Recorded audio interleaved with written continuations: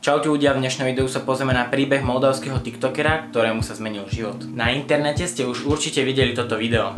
Me gusta la canela, me gustas tú. Me gusta el fuego, me gustas tú. Me gusta menear, me gustas tú. Me gusta la Coruña, me gustas tú. Me gusta malasaña.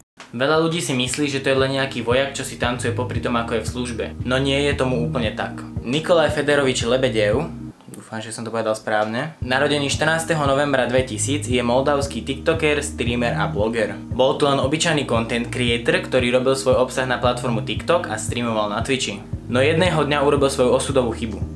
Sa cítim, jak Vilo rozboril. Vidíme sa v 7. nebi už tento piatok. Na svoj TikTok pridal video, ktoré paroduje ruského vojaka, ktorý odhadzuje granát.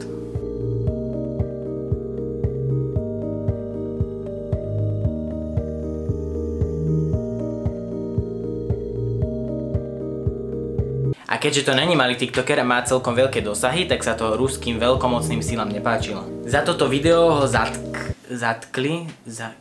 zobrali a 2 týždne držali na policajnej stanici v Moskve, kde ho údajne mučili a po 2 týždňoch deportovali do Kišineva, čo je hlavné mesto Moldavska. Po deportácii sa pridal do ukrajinskej armády, aby sa pomstil Rusku za to, čo mu urobili. Jedného dňa na poli zbadal kvetinu, ktorú zobral, dal si ju za ucho a natočil krátky TikTok. Vtedy ešte nečakal, že jeho TikTok presiahne 100 miliónov pozretí. Alebo jeho vlastnými slovami: po jednom boji som v strede pola uvidel kvetinu, ktorá mi dala nádej. Rozhodol som sa urobiť niečo iné.